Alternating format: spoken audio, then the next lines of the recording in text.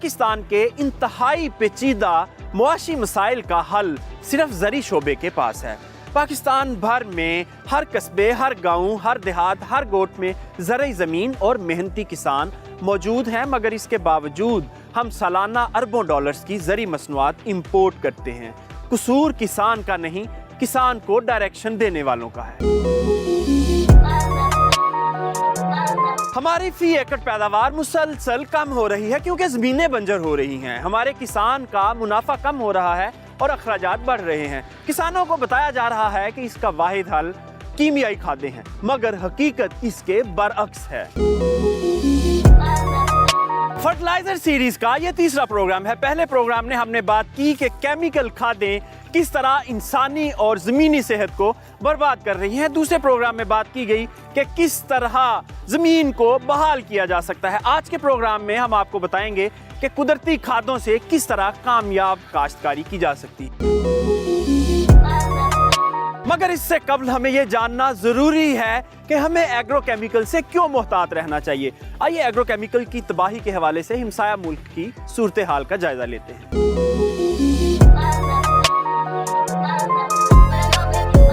जी हाँ, ये है कैंसर ट्रेन जो इंडिया के शहर भटिंडा से बीकानेर तक चलती है। इसमें कैंसर के मरीज अस्पताल जाने के लिए सफर करते हैं।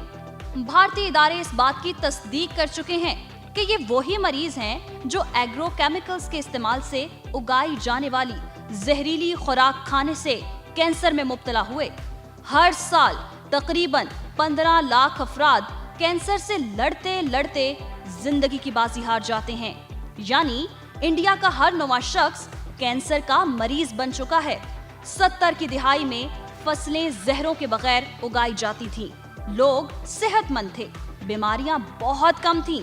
और फिर सब्ज इनकलाब आया, कीमियाई खादें और जहर आ गए और फिर यही खुराक जहर बनकर इंसानों को खाने लग गई। और फिर आहिस्ता आहिस्ता मरीज इतने बढ़ गए कि इन मरीजों को अस्पताल तक पहुंचाने के लिए खुसूसी ट्रेन चलाना पड़ी। आखिर इतनी भारी तादाद में केमिकल क्यों छिड़के जा रहे हैं? इसका जवाब एग्रीकल्चर मसनूआत के एक सप्लायर ने यूं दिया। यूज मत करो, इससे कैंसर होता है। हाँ, ये हकीकत है कि ये सब जहर है। इस पे लिखा है सब्जियों पर इस्तेमाल ना करें, इससे कैंसर होता है, मगर फिर भी आगाही की कमी की वजह से सब लोग इस्तेमाल कर रहे हैं। पूरी फूड चेन में एग्रो केमिकल घुस चुके हैं। हर केमिकल के असरात खत्म होने का एक वक्त होता है जो कम से कम 10 दिन है, मगर किसान सुबह केमिकल इस्तेमाल करता है और शाम में वो सब्जी आपके बर्तन में पक रही होती है। आखिर खाना तो हमने और हमारे बच्चों ने ही है। जी बिल्कुल, जो पौधे को देंगे वही पौधा हमें लौटाएगा। पाकिस्तान की सूरत हाल भी हमसाया मुल्क से ज़्यादा मुख्तलिफ नहीं है। वही किसान, वही खादें, वही ज़री अद्वियात।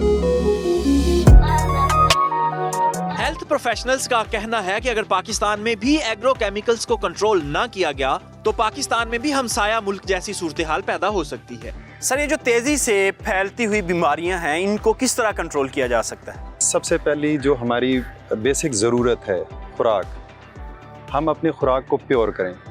बीज से लेके उसके उगाने में जितने भी मराहिल हैं वो सारे कुदरती तरीके पे हम वापस लेके आएँ।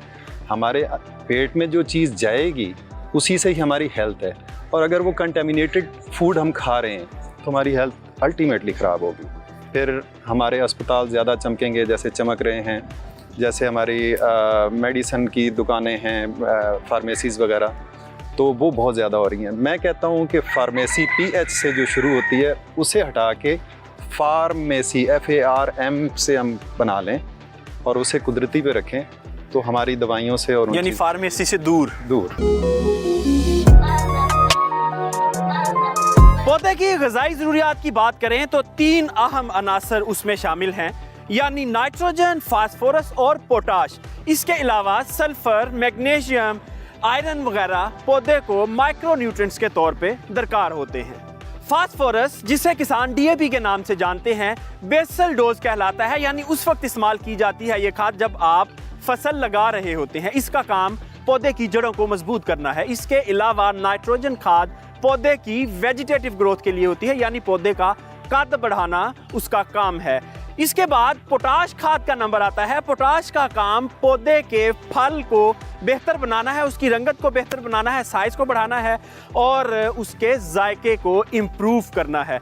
इसके अलावा माइक्रो न्यूट्रिएंट्स जो हैं वो पौधे के पूरे लाइफ साइकिल के लिए ज़रूरी होते हैं और जिस चीज़ की डेफिशिएंसी हो उसी हिसाब से पौधा आपको कमज़ोर नज़र आएगा। ज़रूरी साइंसदान इस बात पर मुत्फिक हैं कि ये तमाम अज्जा ज़मीन में मौजूद हैं, मगर हमारी गलत प्रैक्टिसेस और खादों के बेजा इस्तेमाल से ये अब पौधे के लिए अवेलेबल हालत में नहीं हैं। ये जो हम ज़मीन की तबाही कर चुके हैं, इसकी दुरुस्तगी कैसे की जाए, ये एक अहम सवाल है। जब तक ज़मीन की ज़रखेज़ी बहाल नहीं होती, खादें भी फ़ायदेमंद साबित नहीं हो सकती। 4 अहम चीज़ें हैं जिनको फॉलो करके हम ज़मीन की ज़रखेज़ी को बहाल कर सकते हैं। उसमें सबसे अहम चीज़ ये है कि ज़मीन पर हल मत चलाएं। जब हम ज़मीन पे हल चलाते हैं तो ज़मीन का नामियाती मादा ऊपर नीचे हो जाता है और माइक्रोबल एक्टिविटीज़ डिस्टर्ब हो जाती हैं। जो ज़मीनी हयातियात हैं वो ऊपर नीचे होने की वजह से उनकी रहाइश गाहें ख़राब हो जाती हैं और आहिस्ता आहिस्ता वो मर जाती हैं। तीसरी चीज़ ये होती है कि ज़मीन जब हम ओपन करते हैं तो डायरेक्ट सनलाइट से भी माइक्रोब्स मौत के मुंह में चले जाते हैं। पिछले प्रोग्राम में हम आपको मुख्तलिफ किसानों से मिलवा चुके हैं जो बगैर हल चलाए कामयाबी से काश्तकारी कर रहे हैं। ज़मीन की ज़रखेज़ी को बहाल करने का दूसरा अहम असूल ये है कि हमेशा ज़मीन को ऊपर से कवर करें। किसी भी चीज़ से कवर करें, कवर क्रॉप लगाएं या पत्तों से कवर करें, तूड़ी से कवर करें, पराली से कवर करें, लेकिन इसको ऊपर से नंगा मत छोड़ें। पाकिस्तान का शुमार जिन खित्तों में होता है ये गर्म मरबूत इलाके हैं और यहाँ टेम्परेचर ज़्यादा होने की वजह से ज़मीन गर्म होती है और ज़मीनी हयातियात मर जाते हैं। इसलिए ज़मीन का दर्जा हरारत मुतदल रखने के लिए इसको ऊपर से कवर करें। ज़मीन कवर ना होने की वजह से पानी बुखारात बनकर उड़ जाता है और नमकियात ज़मीन में रह जाते हैं, जिससे हमारी ज़मीनें मुसलसल कलराठी हो रही हैं और सख्त हो रही हैं। तीसरा अहम असूल ये है कि जो भी फसल उगाएं उसका फल और अनाज उसका काट लें, बाकी फसलों की जो बाकियात हैं वो ज़मीन के ऊपर ही रहने दें। यही बाकियात आहिस्ता आहिस्ता ज़मीन का ऑर्गेनिक मैटर बढ़ाएंगी और मल्चिंग होने की वजह से ज़मीन में जड़ी बूटियां भी कम उगेंगी। चौथा असूल, ज़मीन में माइक्रोब्स की तादाद बढ़ाएं। जैसा कि आप जानते हैं कि माइक्रोब्स को ज़मीन की माँ भी कहा जाता है। इन्हीं माइक्रोब्स ने ज़मीन से खुराक पौधों को फराहम करनी होती है। इन माइक्रोब्स की तादाद को बढ़ाने के लिए बैक्टीरिया कल्चर पानी के जरिए फ्लड करें। पांचवा असूल, कीमियाई खादों की बजाय कुदरती खादें इस्तेमाल करें। इससे आपकी ज़मीन भी ज़रखेज़ होगी और जो माइक्रोब्स हैं वो भी ज़िंदा रहेंगे और आहिस्ता आहिस्ता आपकी जो पैदावार है वो भी बढ़ती जाएगी। इंसान, जानदार या दरख्त कोई भी डूब के नहीं मरना चाहता, इसलिए पौधों को भी उतना पानी दें जितनी उनकी ज़रूरत होती है। और पौधों की पानी की ज़रूरत सिर्फ इतनी है कि उनकी जड़ों को नम रखा जाए। ज़्यादा पानी डालने से आपकी ज़मीन भी ख़राब होती है और पौधे की सेहत भी मुतासर होती है। किसान जहां बहुत सी खादें और अद्वियात इस्तेमाल करके ज़मीन के स्ट्रक्चर को तबाह कर रहे हैं, वहीं बहुत से किसान इस फिक्र में हैं कि इस तबाही को कैसे ख़त्म किया जा सकता है। उन्होंने बड़े कामयाब मॉडल बना लिए हैं जिसके तहत बगैर खाद और अद्वियात के बड़ी अच्छी पैदावार ली जा रही है। आइए आपको एक ऐसे फार्म का विजिट करवाते हैं।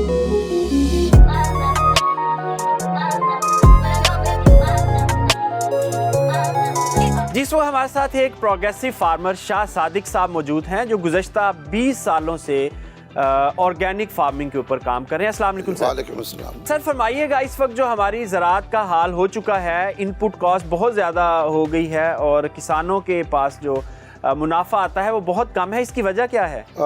इसकी जो मेन वजह है वो 2 हैं। एक तो हमारी ज़मीन और एक हमारा पानी। पाकिस्तान को देखें तो काफ़ी ज़मीन जो है हमारी बेर एरिया में आती है, यानी सफ़र से भी नीचे है, और बाकी जो है वो पुअर कैटेगरी में है, और जो अच्छी ज़मीन है वो बहुत कम है। सही सर, हल क्या है? हल देखें, इसका हल की तरफ अगर हम आएँ तो दो सिस्टम हैं काश्तकारी के। एक है केमिकल फार्मिंग सिस्टम और दूसरा है ऑर्गेनिक सिस्टम, नामियाती सिस्टम है। अगर हम बात करें, सारे के सारा जो पाकिस्तान है वो केमिकल फार्मिंग सिस्टम पर है। दुनिया कह रही है कि ज़मीन की ज़रख़ीज़ी को बढ़ाएं और ज़मीन की फर्टिलिटी को बढ़ाएं, और वो जब बढ़ेगी तो उससे ख़र्चे भी कम होंगे, उससे आपकी आमदनी भी, प्रोडक्शन भी ज़्यादा होगी, पैदावार भी ज़्यादा होगी। सर तरीका क्या है ज़रख़ीज़ी को बहाल करने का? जब ज़मीन की जो ज़रख़ीज़ी की हम बात करते हैं तो उसमें दो चीज़ें बहुत अहम हैं। पहला है सॉइल स्ट्रक्चर, जो ज़मीन में जो टेक्सचर है, जो तमाम चीज़ें हैं वो आपस में जुड़ जाते हैं। जैसे क्ले पार्टिकल्स हैं वो जुड़ जाते हैं और छोटे छोटे डले से बना लेते हैं। सबसे बड़ा जो डैमेज हुआ है वो हुआ है ज़मीन की तैयारी से। ज़मीन की जो तैयारी है उससे क्या हुआ, एग्रीगेट्स टूट गए और जो फंगस थी वो ख़त्म होती गई, और जो ज़मीन के अंदर नामियाती मादा था वो एग्रीगेट्स ने अपने उसको महफूज किया हुआ था। जब वो एग्रीगेट्स टूटे वो हवा में, उनको हवा लग गई, जो हवा में बैक्टीरिया था उसने डीकम्पोज करके हवा में भेज दिया कार्बन के तौर पे। तो हमें सबसे पहले अगर ये बहाली करनी है, अपने सॉइल स्ट्रक्चर्स को ठीक करना है। देखें, इसके अंदर ये है कि हम नामियाती मादा जो है उसको इस्तेमाल करते हैं, माइक्रो ऑर्गेनिज़म्स को इस्तेमाल करते हैं। जब माइक्रो ऑर्गेनिज़म्स को इस्तेमाल करते हैं उससे ये एग्रीगेट्स बनना शुरू हो जाते हैं। हम अपनी ज़मीनों पे EM टेक्नोलॉजी इस्तेमाल करते हैं, जिसका मेन काम है, जो बाकी कामों के साथ साथ, इस ज़मीन को नरम और भुरभुरा करना। और नरम और भुरभुरा जब ज़मीन होती है जब उसका सॉइल एग्रीगेट्स बनना शुरू होते हैं और ये बड़ी आसानी से बहाल हो जाते हैं। ज़मीन जो है वो ज़िंदा है, इसके अंदर जो है वो फंगस भी है, इसमें बैक्टीरिया भी है, और इसके साथ साथ एक पूरी दुनिया आबाद है। जब हम अपनी ये ज़मीन की जो निचली जो मखलूक है हम उसको ज़िंदा कर देंगे, उसकी पॉपुलेशन बढ़ा देंगे और उसमें बैलेंस ले आएंगे तो ज़मीन की ज़रख़ीज़ी जो है वो बहाल हो जाएगी। बहुत शुक्रिया सर आपके वक्त का। इंशाल्लाह दोबारा भी आपसे मुलाकात होगी। आइए आपकी मुलाकात करवाते हैं सिंध के एक रीजनरेटिव एग्रीकल्चर प्रैक्टिस करने वाले कामयाब फार्मर से। केमिकल का महंगा होना एक अपनी जगह ना, बढ़ना, पहले हम 3 बोरी लगाते थे, अब 4 पे चले गए, 5 पे। केमिकल में जिंदगी नहीं है, बायो में जिंदगी है ना। अब हम जो फार्मिंग कर रहे हैं प्याज पे, हम 6 kg या ना होने के बराबर देते हैं ना। दूसरी बात ये कि जो गोबर है ना, गोबर हमें ट्रालियां या ट्रक नहीं चाहिए, हम मोटरसाइकिल पे 2 से 3 मन उसको देते हैं। EM1 जापानी टेक्नोलॉजी, ये हम इस्तेमाल करते हैं तवातर के साथ। ज़मीन को जरखेज करती है। दूसरों की पैदावार अगर 25, 30, 40 मन है तो हम 60 मन, 65 मन। और कुछ जिम्मेदार तो ऐसे हैं कि कपास अल्हम्दुलिल्लाह 85 तक हम पहुंच गए।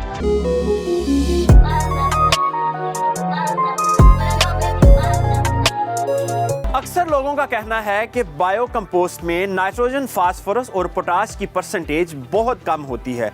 आइए आपको एक बायो कंपोस्ट यूनिट का विजिट करवाते हैं जहां डॉक्टर शफीक ने हाई NPK वैल्यू ले रखी है। अस्सलाम वालेकुम सर। वालेकुम अस्सलाम। सबसे पहले ये बताएं कि ये प्रोजेक्ट है क्या? बेसिकली इसमें ज़ाया होने वाली लकड़ी और ज़ाया होने वाली जानवरों की आलाइशें, इनको मिला के हम एक हाई NPK कंपोस्ट बना रहे हैं। उस कंपोस्ट का फ़ायदा ये है कि उसके अंदर ज़्यादा देर तक अच्छी और हाई न्यूट्रिएंट वाली सब्जियां उगाई जा सकती हैं। सर, जिस तेज़ी से हम कीमियाई खादें इस्तेमाल कर रहे हैं, तो आपको लगता है कि ये फ्यूचर में हमारे पास सस्टेनेबल एग्रीकल्चर होगी? जिस तरीके से हम इसको इस्तेमाल कर रहे हैं, ये हरगिज़ भी सस्टेनेबल एग्रीकल्चर की तरफ नहीं ले के जाएगी। हर फसल की, हर पौधे की एक ऑप्टिमम रिक्वायरमेंट होती है। उसको जब उस ऑप्टिमम रेंज से कम या ज़्यादा आप कोई भी चीज़ देंगे, वो पानी दें या उसे नामियाती मादा दें या ग़िज़ाई मादा, तो उससे क्या होगा कि पौधे की पैदावार के ऊपर फ़ायदा की बजाय नुकसान होगा। और उसके लिए बेहतर क्या है कि हम उस लेवल पे न्यूट्रिएंट को बरकरार रखें जिस लेवल पे एक पौधे की बेस्ट ग्रोथ आती है। इस बारे में हमारी जो ज़राअत है वो बहुत पीछे है। इस वक्त जिस प्रोजेक्ट पे हम खड़े हैं ये बायो कंपोस्ट है, जो आप लकड़ी से, पत्तों से, बाकी जो फसलों की बाकियात है और जानवरों की जो आलाइशें वगैरह हैं उनसे बनाते हैं। इसकी क्या फार्मूलेशन है, किस परसेंटेज के साथ क्या चीज़ डालते हैं और उसका फर्दर स्टेप क्या है, किस तरह ये कंपोस्ट बनता है? आम तौर पे हम इसके अंदर तकरीबन दो हिस्से जो है वो लकड़ी का वेस्ट है और एक हिस्सा जो है वो आलाइशें शामिल करते हैं। इसमें किसी हद तक वो जो बोन्स का या हड्डियों का थोड़ा बरादा वो भी शामिल करते हैं और इन तीनों को मिला के फिर हम एक ख़ास तरीके से इसे एरेट रखते हैं और इसका टेम्परेचर मेंटेन रखते हैं, जिसके तहत हमें फिर 4 से 6 महीने के अंदर एक मैच्योर प्रोडक्ट जो है वो मिलती है। सर हमें बताएं वो आप इसको किस तरह, एरेशन सिस्टम इसका क्या है?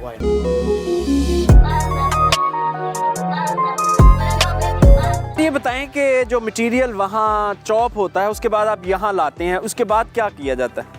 यहाँ लाने से पहले उसे मिक्स किया जाता है चॉप मटेरियल को और फिर इसके अंदर लोड किया जाता है और लोड करने के दौरान हम ये एरेशन असेंबली अप्लाई करते हैं जो हमें इसके अंदर इसके प्रोसेस को ऑप्टिमाइज़ करने में हेल्प करती है। अच्छा, ये एरेशन असेंबली क्या है ये ज़रा फार्मर को बता दें।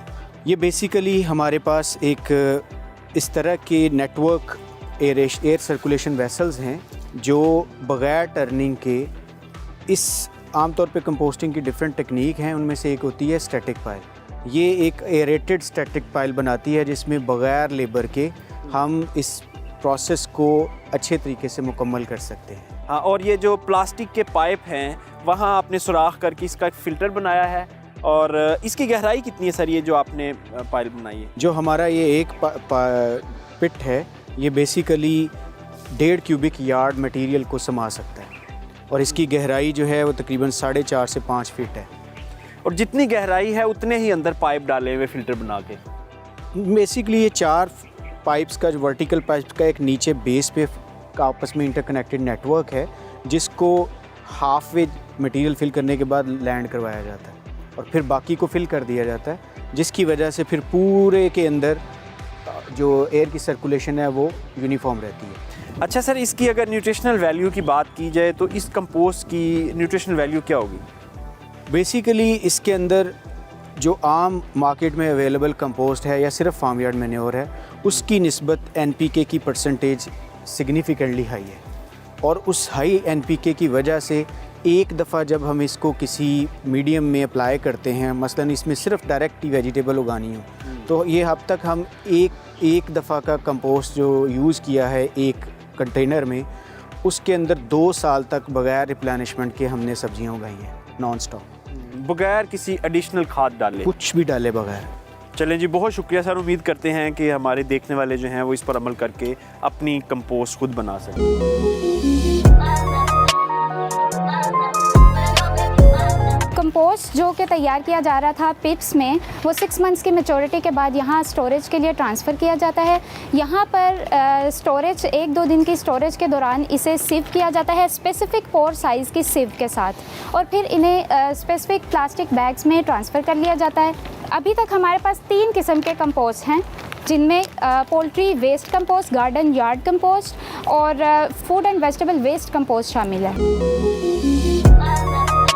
इंटीग्रेटेड फर्टिलाइज़र मैनेजमेंट का मतलब ये है कि आप मुख्तलिफ तरीक़ों से पौधे की ग़िज़ाई ज़रूरियात भी पूरी कर रहे होते हैं और साथ साथ ज़मीन की ज़रख़ेज़ी भी बहाल हो रही होती है। अभी हम आपको जिस फार्म पे विज़िट करवा रहे हैं, जिस शख्स से मुलाकात करवा रहे हैं, वो अपने फार्म पर मुख्तलिफ ज़राए से ज़मीन की ज़रख़ेज़ी बहाल कर रहे हैं और पौधों की ग़िज़ाई ज़रूरियात भी पूरी कर रहे हैं। यानी वो चारकोल प्लांट से भी कार्बन पूरा कर रहे हैं, वर्मी कंपोस्ट से पौधों की खुराक पूरी कर रहे हैं और इंटरक्रॉपिंग से मुख्तलिफ जो न्यूट्रिएंट्स रिक्वायर होते हैं पौधों को वो फ्राहम कर रहे हैं। आइए आपकी मुलाकात करवाते हैं। दुनिया में इस तरह के बहुत सारे मॉडल मिलते हैं जहाँ बेहतरीन यील्ड्स के साथ, अच्छी यील्ड्स के साथ फार्मर जो है वो कीमियाती खादों से बिल्कुल बग़ैर काश्तकारी कर रहे हैं। ज़ाहिर है वो और तरह की खादें बना रहे हैं, नामियाती खादें मुख्तलिफ़ अक़साम की उनको बनानी पड़ती हैं, मुख्तलिफ़ सिस्टम्स उनको बनाने पड़ते हैं। तो ये एक आसान काम नहीं है, इसमें वक्त लगता है और इसमें काफ़ी मेहनत लगती है, लेकिन ये मुमकिन बिल्कुल है। शुमाली बर-ए-सग़ीर यहाँ पर ज़मीन इतनी अच्छी कभी भी नहीं थी। आजकल के ज़माने से बरक्स ज़ाहिर है वो बेहतर थी चंद डेकेड्स पहले, लेकिन वो कभी भी बहुत बेहतरीन नहीं थी। जो दुनिया में शुमाली ममालिक हैं जिनको नॉर्दर्न ग्लोबल नॉर्थ भी कहा जाता है, मसलन यूरोप, वेस्टर्न यूरोप के बहुत सारे ममालिक, नॉर्थ अमेरिका, वहाँ पर जो उनकी ज़मीन है उसमें नामियाती मादा, उसमें सॉयल, ऑर्गेनिक मैटर और कार्बन बहुत ज़्यादा था, और इसकी वजह से वहाँ पर यील्ड्स हमेशा से बड़ी अच्छी रही हैं, वहाँ काश्तकारी बड़ी बेहतरीन रही है, और वहाँ का जो खाना है उसमें ग़ज़ा बहुत ठोस रही है।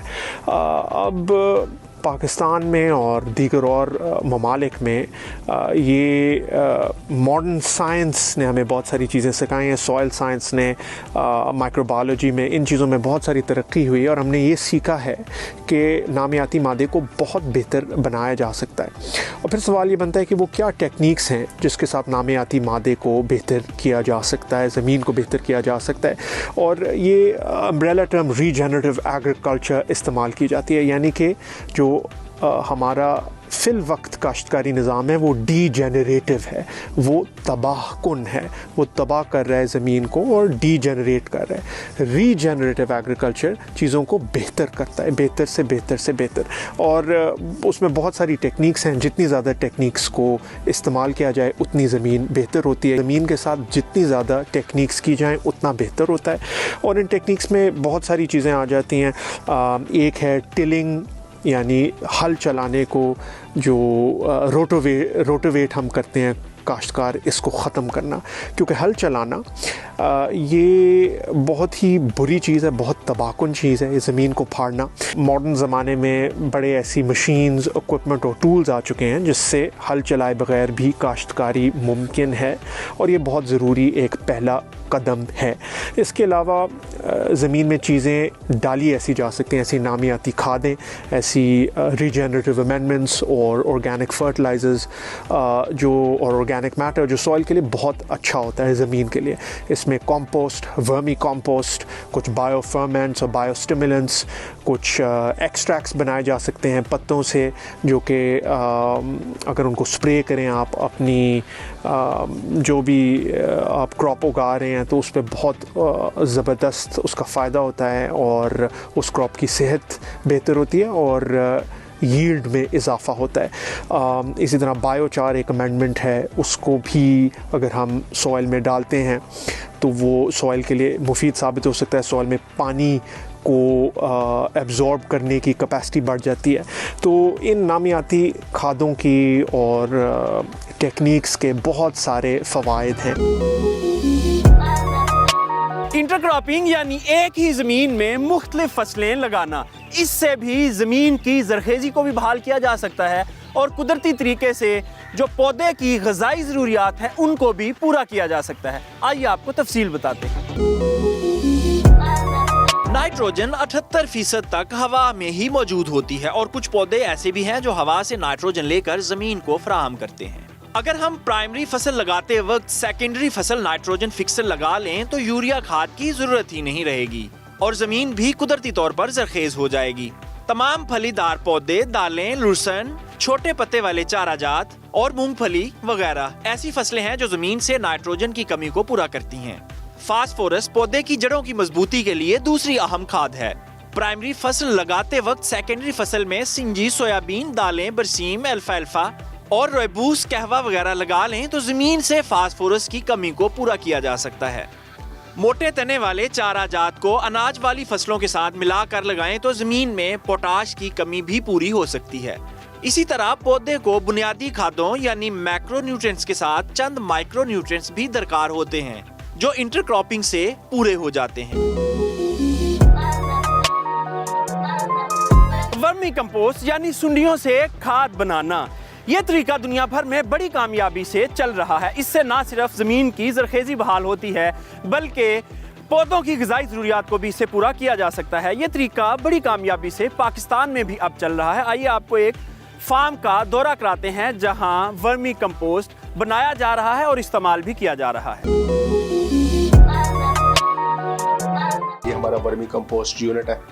ये वर्म्स बेसिकली असीना फेटिडा रेड रिगलेट्स के नाम से पहचाने जाते हैं, जो कि एक इम्पोर्टेड स्पीशीज़ है। ऑस्ट्रेलिया से हमने इंपोर्ट की थी थ्रू NARC।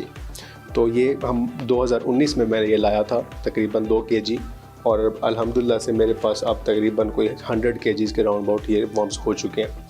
इनका मकसद होता है हमारा जितना भी रॉ मटेरियल है वो उसको किचन वेस्ट है, हमारा फार्म यार्ड मैन्योर है, उसको प्रोसेस करके एक वर्मी वॉश बनाना, वर्मी कंपोस्ट बनाना, एक किस्म की आप कह सकते हैं कि एक ऑर्गेनिक फर्टिलाइज़र तैयार करना। ये सबसे इसमें आपको प्रोसेस वाइज में बताता जाऊँ तो सबसे पहले हम फार्म यार्ड मैन्योर ज़्यादा इस्तेमाल करते हैं, वो हम कलेक्ट करते हैं। कलेक्ट करने के बाद हम उसको 15 दिन तक किसी छांव में अच्छे से उसको ड्राई पानी लगाते रहते हैं। उसकी जो हीट होती है उसको हम रिमूव करते हैं। जब वो हीट ख़त्म हो जाती है फिर हम इस तरह से पाइल्स बना देते हैं। पाइल्स बनाने के बाद हम इसके ऊपर वर्म्स स्प्रेड कर देते हैं। जब वर्म स्प्रेड कर देते हैं तो वो अपना खाना उन्हें मिल जाता है, वो खाना शुरू कर देते हैं। इसी तरह जब वो तकरीबन 50 to 60 डेज़ के अंदर उनका ये साइकिल कंप्लीट हो जाता है, वो सारी हीप्स को एक कंपोस्ट में तैयार करके हमें प्रोवाइड कर देते हैं। इसी तरह हम एडिशनली फूड भी इसे दे सकते हैं, जैसे कि हमारे पास किचन वेस्ट हो गया, वेजिटेबल पीलिंग्स हो गई, हमारे क्रॉप रेजिड्यूज़ हो गए, तो वो भी हम इनको फीड करा सकते हैं। जहाँ तक इनका सर्वाइवल का है वो तकरीबन 14 से 15 डिग्री सेल्सियस से लेके 27 डिग्री सेल्सियस तक ये अच्छी तरह से इस हीप्स के अंदर रहना पसंद करते हैं। और जो इसके मॉइस्चर कंडीशन है वो तकरीबन 60 to 70% अगर ह्यूमिडिटी हो, इनके अंदर मॉइस्चर हो, तो वो अच्छा परफॉर्म करते हैं। लेकिन जब इनकी एग लेइंग का प्रोसेस होता है वो तकरीबन 90% पे जाके वो ज़्यादातर परफॉर्म करते हैं। इसी तरह जैसे वो एग लेइंग के बाद हैचिंग होती है और फिर बच्चे निकलते हैं और वो बच्चे फिर से इसको खुराक को इस्तेमाल करते हैं और हमें वर्मी कंपोस्ट की सूरत में हमें एक खाद प्रोवाइड करते हैं। ये बेसिकली हमारा बायोचार प्रोडक्शन प्लांट है जिसमें हम बायोचार की प्रोडक्शन करते हैं। मेन चीज़ हमारी जो भी डेड वुड आती है, हमारा प्लांट मटेरियल वो ज़ाय होता है तो हम उसको यहाँ पे ले आते हैं। कोई दरख्त है, कोई पौधा है, तो वो जब वो डेड हो जाता है तो हम उसको यहाँ पर ले आते हैं। यहाँ से फिर हमारा एक प्रोसेस शुरू होता है, वो हम इसके फर्नेस में डालते हैं और वहाँ पे तकरीबन 360 डिग्री टेम्परेचर उसको प्रोवाइड करते हैं। तो और 6 आवर्स का ये प्रोसेस होता है जिसमें वो तकरीबन वो बिल्कुल एक कोयला नुमा बन जाता है। उसे एक पहले स्टेज आ जाती है कोयले से, और ना ये राख होती है ना ये कोयला होता है, उसे एक स्टेज होती है जिसे बायोचार हम बोलते हैं। तो उसमें हम तकरीबन इसको जलाने के बाद, वो उस प्रोसेस के बाद इसको सडन कूल करते हैं। कूल करने के बाद ये हमारे पास एक यूनिट खड़ा है जो कि हैमर मिलिंग इसे बोलते हैं, उसके अंदर इसको क्रश करते हैं। क्रश करने के बाद फिर हम इसको चार्ज करते हैं। चार्ज हम डिफरेंट तरीक़ों से करते हैं, फार्म यार्ड मैन्योर से चार्ज करते हैं, कॉ यूरिन से चार्ज कर लेते हैं ताकि इसके अंदर जो न्यूट्रिएंट अब्जॉर्प्शन कैपेसिटी है वो बढ़ जाए। और फिर इसको चार्ज करने के बाद इसकी पैकिंग होती है और फिर देन हम जहाँ पे इसको इस्तेमाल करना हो न्यू प्लांटेशन में या सॉइल की फर्टिलिटी में, तो वो हम उसको डाल देते हैं।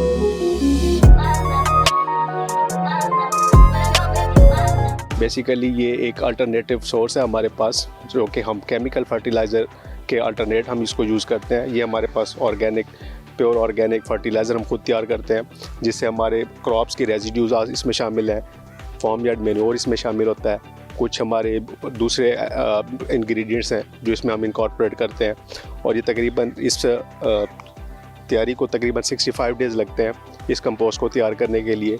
जब ये तैयार हो जाती है तो फिर हम फसलों में, ज़मीनों में वहाँ उसको डालते हैं ताकि अपनी सॉइल की इनरिचमेंट करें, सॉइल को अच्छा बेहतर करें।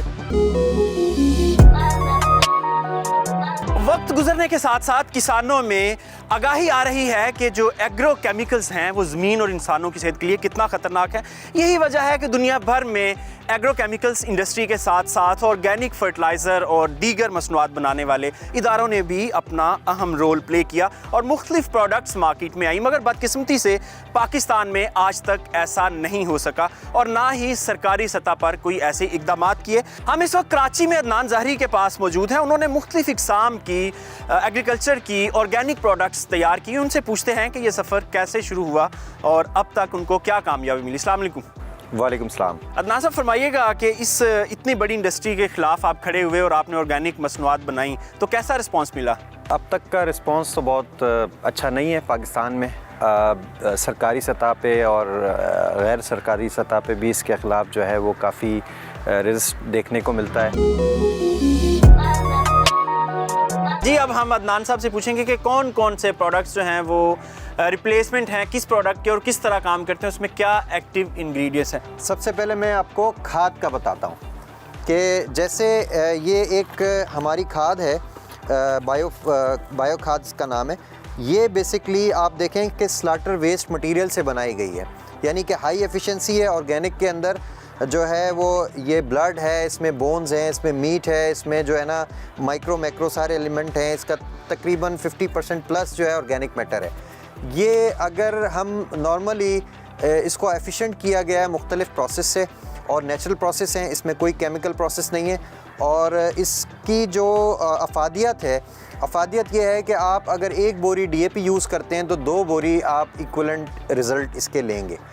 अच्छा, इसमें DAP के अलावा क्या क्या चीज़ें मौजूद हैं? नाइट्रोजन, पोटाश केमिकल में हम फोकस करते हैं कि हर बोरी के अंदर अलग अलग न्यूट्रिशन हो, लेकिन जब हम ऑर्गेनिक की बात करते हैं तो उसमें जैसे बोन्स में फास्फोरस है तो 17% फास्फोरस हम बोन से लेते हैं, ठीक है, लेकिन उसके साथ कैल्शियम भी आता है, उसके साथ बाकी चीज़ें भी आती हैं। तो हमने ख़ास ख्याल रखा है अपनी इस फॉर्मुलेशन के अंदर कि हम उनको पूरा करें, और साथ साथ हम नाइट्रोजन, फास्फोरस और पोटैश, यानी ये जो एक बैग है इसमें जो फार्मूलेशन है वो सारी खादों की कंप्लीट है। जी, अब ये बताएं कि प्लांट की ग्रोथ के लिए और क्या प्रोडक्ट्स हैं हमारे पास? देखिए सर, ये हमारे पास एक जो है लिक्विड फर्टिलाइज़र है, लिक्विड स्प्रे है। ये ग्रोथ को बूस्ट करती है, और बेसिकली तो ये मोरिंगा के, मलट्ठी के बहुत सारे इंजाइम्स को, पाइन के, टीक के, इनके इंजाइम्स को एक्सट्रैक्ट करके बनाया गया है। ये ऐसे इंजाइम्स होते हैं जो कि कुदरती पौधे में मौजूद होते हैं।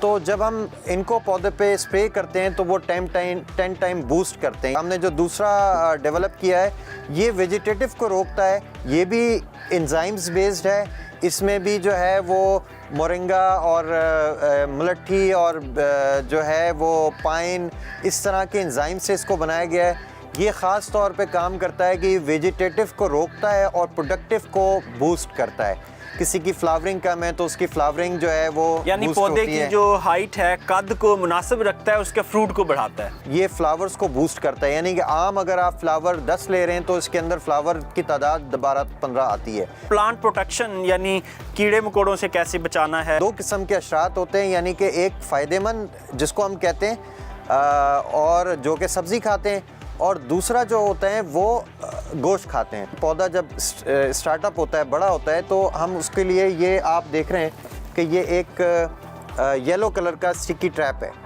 ये स्टिकी ट्रैप जो है इनिशियल फेजेस में हम इसलिए लगाते हैं कि आपके जो भी इंसेक्ट होते हैं, अडल्ट होते हैं, जो सब्ज़ी खाने हमें नुकसानदेह उनको कह लें आप, तो वो जैसे भी आते हैं वो सबसे पहले इनके ऊपर ट्रैप हो जाते हैं। यानी येलो कलर उनको अट्रैक्ट करता है। जब येलो कलर उनको अट्रैक्ट करता है तो उसके बाद जो माँ बाप होते हैं, अडल्ट जो होते हैं, वो पहले आते हैं, बाद में वो कॉलोनीज डेवलप करते हैं, वही इस पर ट्रैप होते रहते हैं। दूसरा प्रोडक्ट है वो है नीम ऑयल। ये दुनिया इसको मानती है नीम ऑयल।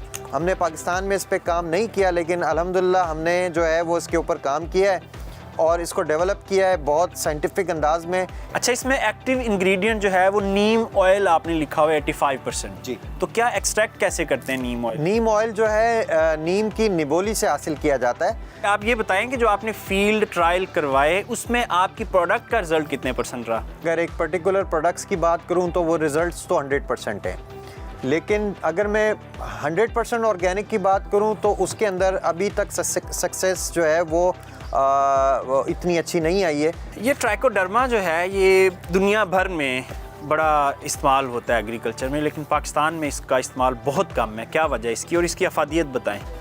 देखें, ट्राइकोडर्मा की जो अफादियत है, जो सबसे ज़्यादा इस वक्त की अहम ज़रूरत यह है कि हमारी बहुत सारी केमिकल फर्टिलाइज़र्स और इनकी वजह से बीमारियां कंट्रोल में नहीं आ रही। जैसे आलू की डिज़ीज़ है, जैसे आपका दरख्तों में आपने देखा होगा सडन डेथ, या किसी इदारे से पूछें कि सडन डेथ क्या है, वो बोलेगा भाई सडन डेथ जो है ना, इसको कोई इलाज नहीं है, इसको दरख्त को काटो और फेंक जो है ट्राइकोडर्मा बहुत सक्सेस जा रही है, बहुत अच्छे नताइज इसके जो है वो मिल रहे हैं। और ये करती ये है कि ये ख़ुद एक कुदरती फंगस है जो कि तमाम जो बाकी फंगस है उसको ये खा जाती है, यानी कि वो उनको खुराक अपनी बनाती है और जड़ों के गिर्द ये अपनी जो है वो कॉलोनीज़ डेवलप करती है और उस कॉलोनीज़ से ये प्लांट को जो अनसॉलेबल न्यूट्रिएंट्स है वो भी प्रोवाइड करके देती है। जी बिल्कुल ठीक है, बहुत शुक्रिया अदनान साहब, आपकी इंफॉर्मेटिव चीज़ें थी हमने किसानों तक पहुंचाई और अल्टीमेटली जो सॉल्यूशन है वो रीजनरेटिव एग्रीकल्चर ही है। उसको आप ऑर्गेनिक का नाम दे दें, ज़ीरो टिलेज का नाम दे दें, कोई भी नाम दे दें, तो पाकिस्तान में भी अल्हम्दुलिल्लाह प्रोडक्ट्स बनना शुरू हो गई हैं। किसानों का ये एक जो क्लेम था, एक जवाज़ था कि हम इसलिए नहीं कर सकते कि हमारे पास प्रोडक्ट्स नहीं हैं, तो ये अल्लाह करे हुकूमत इसको सपोर्ट करे इस तरह के जो स्टार्टअप्स हैं ताकि इसको मल्टीप्लाई किया जा सके और जो केमिकल इंडस्ट्री है उसके पैरेलल एक जो ऑर्गेनिक इंडस्ट्री है वो खड़ी हो सके।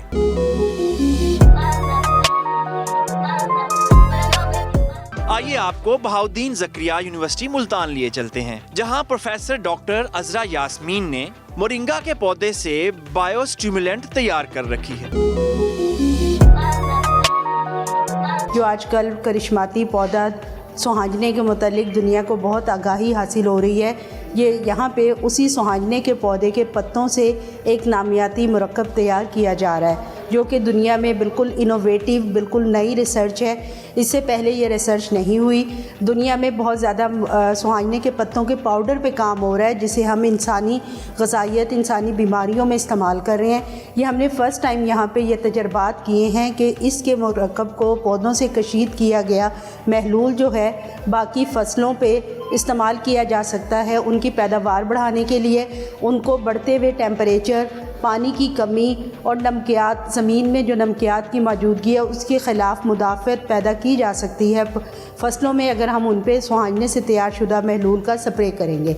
ये जो सुहांजने से महलूल हमने तैयार किया है तकरीबन 2011 में मेरा जब PhD हुआ तो मैं तब इस पर काम शुरू किया हुआ था। मैंने मेरा PhD भी इस पर था। मैं पाकिस्तान में बल्कि दुनिया में पहला PhD थीसिस जो सुहांजने के फ़ायद पे हुआ वो मेरा ही था। मेरा विज़न, मेरा ख्वाब ये था कि जब ये इतनी अच्छी रिसर्च और इतना करिश्माती पौधा है तो ये फ़ायद मेरे मुल्क के किसानों तक पहुँचे। लैब रिसर्च थी, उसको टेक्नोलॉजी के लेवल पे ले जाने के लिए हमने पूरा एक प्लांट इंस्टॉल किया कि स्ट्रॉबेरी के पौधों पे जब हमने इसको स्प्रे किया तो फलों की पैदावार इतनी ज़्यादा थी कि फार्मर्स, काश्तकार हमसे बार बार पूछते थे ये कौन सा नया महलूल है।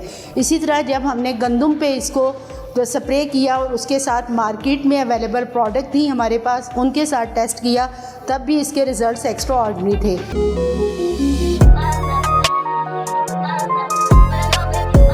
ज़मीन में नामियाती मादा बढ़ाने का सबसे सस्ता और आसान तरीका ज़मीन में जानवरों का गोबर डालना है, मगर हमारे अक्सर किसान ताज़ा या चंद माह पुराना गोबर इस्तेमाल करते हैं जो गलत है। दुरुस्त तरीका ये है कि गोबर को कम से कम 3 माह के लिए एक गड्ढे में दबा दें और उसकी कंपोस्ट बनने के बाद इस्तेमाल करें। ताज़ा गोबर फायदे की बजाय नुकसान देता है। जदीद दुनिया में अब गोबर की ग़िज़ाई वैल्यू बढ़ाने के लिए इसकी फोर्टिफिकेशन की जाती है। एक तहकीक के मुताबिक 70% जानवरों का कंपोस्ट किया हुआ गोबर और 30% यूरिया खाद मिक्स करके इस्तेमाल करने से इसकी नाइट्रोजन परसेंटेज 50% तक बढ़ जाती है, जो पौधे की ग़िज़ाई ज़रूरियात के लिए काफ़ी होती है। तरक्की पसंद किसान ज़मीन की बहाली के लिए हुकूमती इदारों की परफॉर्मेंस से नाखुश नजर आते हैं। आइए आपकी मुलाकात फैसलाबाद रीजन के एक पढ़े लिखे किसान से करवाते हैं। उनसे पूछते हैं कि आखिर मसला है क्या। हमारे साथ इस वक्त फैसलाबाद रीजन के एक progressive farmer brigadier Ziyad Sarwar साहब मौजूद हैं। उनसे पूछते हैं कि खादों के इस्तेमाल से पहले और खादों के इस्तेमाल के बाद की ज़राअत में क्या फ़र्क है। जी सर, अस्सलाम वालेकुम, फरमाइएगा। मेरे नज़दीक इसका हाल ये है कि ये हमें जान छुड़ानी पड़ेगी इसके, ये जो केमिकल फर्टिलाइज़र अंधाधुंध जो इस्तेमाल कर रहे हैं, इसके साथ हम अपना पानी गंदा कर रहे हैं नीचे का, जो पीकर हम 70 किस्म की बीमारियां जो हैं उसमें पैदा हो रही हैं। इवन हमारी जो खुराक हम पैदा कर रहे हैं, जो गंदम पैदा कर रहे हैं, जो फ्रूट पैदा कर रहे हैं, उसके अंदर ये तमाम केमिकल जो हैं वो, क्योंकि ये वो जा रहे हैं उसके अंदर और हम लोगों जो कंज्यूमर है उसके अंदर कैंसर और हर किस्म की बीमारी जो है वो उसकी भरमार हो रही है। आपको क्या लगता है जो हुकूमती सतह पर इक़दामात किए जा रहे हैं वो नाकाफ़ी है? बहुत हद तक नाकाफ़ी हैं, सवाए ये ज़ुबानी बोल चाल के। अगर आपको एक्चुअल उसको देखें कि एक्चुअल किसान तक रसाई क्या है तो वो कुछ भी नहीं है। सबसे बड़ा इशू जो है इस खादों के साथ साथ जो पानी का फार्मर को मिल रहा है वो बहुत बड़ा इशू है। पानी बुनियादी ज़रूरत है। अब ये साल से नहरें बंद कर रहे हैं इस टाइम के ऊपर, कोई इसको देख नहीं रहा कि ये पोलिनेशन और ये जब इस गंदम का एक्चुअल इसकी जो दाना बनना है वो फैसला हो जाना है इस पोलिनेशन के टाइम पे। वो पोलिनेशन के टाइम पर सर डैम हम बना नहीं रहे, पुराने डैम हमारे जो टोटल 3 बड़े डैम हैं वो भाई आगे तो पानी जी कहाँ जो से है उसको तो ठीक कर लें, उसको भी ठीक कोई नहीं करना चाहता ना। सर क्या स्टेप्स लिए जा सकते हैं, कोई रेवोल्यूशनरी स्टेप्स जिससे हमारी ज़राअत जो है वो दुरुस्त सिमत पे आ जाए? बुनियादी तौर पर गवर्नमेंट को आप देखें, ये इतनी ज़री यूनिवर्सिटियाँ हैं, ये पहले सिर्फ एक ज़री यूनिवर्सिटी इधर थी, फैसलाबाद में थी, इस्लामाबाद में नेशनल एग्रीकल्चर रिसर्च इंस्टीट्यूट था। रिसर्च सेंटर तो अभी काफ़ी है, रिसर्च सेंटर ने आगे कनेक्ट करना है फार्मर के साथ, वो किसी ने कनेक्ट किया ही नहीं है उसके साथ। ये कनेक्ट करेगा, इसको पता चलेगा कि इसने फार्मर की रिक्वायरमेंट क्या है, तब ये मसला इसका ज़राअत का हल होना है। 2 इश्यूज़ आ रहे हैं, जो फार्मर्स हैं, बड़े फार्मर्स हैं, वो अपने फार्म पे मैनेजर्स रखना चाहते हैं लेकिन उनको कोई कम्पिटेंट बंदा नहीं मिलता, और दूसरी तरफ हमारे जो एग्री ग्रेजुएट्स हैं वो बेरोज़गार हैं, उनको रोज़गार नहीं मिलता। तो इसको किस तरह देखते हैं? बिल्कुल, ये आपने ठीक आइडेंटिफाई किया हुआ है। जो प्रॉब्लम एग्रीकल्चर ग्रेजुएट में भी है, एग्रीकल्चर ग्रेजुएट जो है वो मट्टी नहीं पढ़ना देना चाहता अपने ऊपर, वो कहता है मैं साहब ही बन के रहूँगा, साहब नहीं बना पड़ेगा। ये बेसिकली हमारे कल्चर के साथ जाता है, जो हमारा मिन हैसल कौम हम जो है ना वो गए हैं कि काम ना करना पड़े, वो प्रॉब्लम उधर भी है बेसिकली। उसके अंदर इनको भी ठीक होना पड़ेगा कि मट्टी खानी पड़ेगी, ज़मीन में चलना पड़ेगा, जब चलना है तो उसमें जी ज़राअत पड़ी है तो फिर मट्टी अपने ऊपर डालनी पड़ेगी, मट्टी खानी पड़ेगी। ठीक होगा जी बिल्कुल। ब्रिगेडियर साहब आपके वक्त का बहुत शुक्रिया, आपकी वैल्यूएबल फीडबैक मेहरबानी, बहुत मेहरबानी। जो तबाही सिर्फ ज़ल्ज़लों से नहीं आती, जहरीली खुराक और खुराक में कमी भी एक किस्म की तबाही ही है। पाकिस्तान में बढ़ती हुई खुराक की किल्लत इसी तबाही का ही एक पेश खैमा है। हमारी ज़मीन की बहुत तबाही हो चुकी, अब ये ज़मीन मज़ीद तबाही की मुतहम्मिल नहीं हो सकती। हमारे इदारों को, हमारी हुकूमतों को, हमारे किसानों को इसकी बहाली के लिए फौरी इक़दामात करने की ज़रूरत है।